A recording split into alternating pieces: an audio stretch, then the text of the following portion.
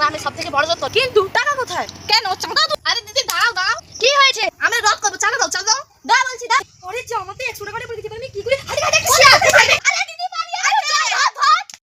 200 টাকা উঠছে। ঠান্ডা জলে স্নান করবো কি করে? আবার পূজাও করতে একটু মাথায় জল এলেই নালে ঠাকুর পাবে। হইছে বাবা মোর স্নান। চলে এসেছি। রথ কোথায়? বাবা ঠাকুর আমি চলে এসেছি। না শোনাই তো রথ কৃষ্ণ বাসুদেব ভাই। আরে ধরে ধরে সাংঝা দে না। খরগোশ খায়, বিড়াল খায়, কুত্তা মুতে, হাগা খায়, কুত্তা মুতে, বাসুদেব ভাই এত খায় না। টাকা দিয়ে আমি ঘর যাব। পূজার টাকা দিয়ে পূজা করতে দাও। ফল টল সব পূজার টাকা। মা গো পালাই পালাই। ভাই শুনে এবার আমরা গ্রামের সবথেকে এই যে এনাকে দেখছেন, ইনি হচ্ছে রথের নেতা। এনাকে আপনারা কম ভাববেন না। ইনি রথ বানানোর জন্য 6 মাস আগে থেকে ভেবে নিয়েছিলেন। বড়জোর করবা, সেটাই সবথেকে সেরা। কিন্তু টাকা কোথায়? ইনি তো 1 নম্বরের কিপ্টে। এনাকে দেখে আপনারা শিখতে পারবেন কিভাবে কিপ্টেমি করা যায়। ইনি কিপ্টেমি করে দুবাই থেকে হেঁটে হেঁটে ঘুরে চলে এসেছে। ইনি তো একদিকে ব্রাহ্মণও ছিলেন। কেন চাঁদা তুলবো? ইনি প্রচন্ড চালাক এবং চতুর মেয়ে ছিলেন। সে কারণে মাঝে মধ্যে লোকজনে টাকা ফোনটোন হাওয়া করে দিতেন। আর কেউ আসছে না কেন দেখ তো। উল্টে একটা দিদি আছে। হ্যাঁ ঠিক। এনাকে দেখে আপনারা ছোট বাচ্চা ভেবে নেবেন না। ইনি এমন একটা মানুষ যিনি চোখে দেখতে পান, তাও সবসময় অন্ধসাজার নাটক করে লোককে ঠকিয়ে যান।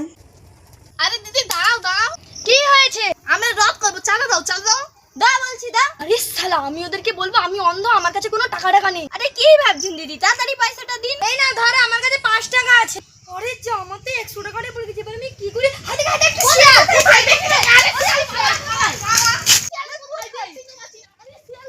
আরে দিদি পালিয়ে ধর। পরের দিন কালকে তো চাঁদা তোলা মাত্র 105 টাকা উঠছে। এটা কি রথ হবে? সবাই 100 টাকা করে চাঁদা দে দে। হ্যাঁ হ্যাঁ তুই ঠিকই বলছো। তুই ঠিক বলছিস। লাই নে 100 টাকা ধর ধর। আরে আমার কাছে তো 100 টাকা আছে, আমি আনছি একদম 100 টাকা দেবো নি, এই 5 টাকাটাই দেবো। দেখ আমার কাছে তো বেশি টাকা নেই, এই 5 টাকা। 100 200 টাকা উঠছে। 100 105 আর 110 আর 100 টাকা কম কম লাগছে। তুই 100 টাকা আনছু? না না আমি লেইনি। তুই 100 টাকা আনছু? না না আমিও দেইনি। সেলে না লেলে তাহলে কে টাকা এনে নিয়েছে? দে দে 100 টাকা দে। রথযাত্রার দিন কিন্তু বামুন কোথায়? তুই ঠিকই বলছো। বামুন কোথা ভাই বলতো এখন? আমি তো পূজা করতেও জানি, তাহলে আমিই পূজা করে দেবো। ও মা গো কি ঠান্ডা। এত ঠান্ডা জলে স্নান করবো কি করে? আবার পূজাও করতে একটু মাথায় জল এলেই নালে ঠাকুর পাবে। হইছে বাবা মোর স্নান।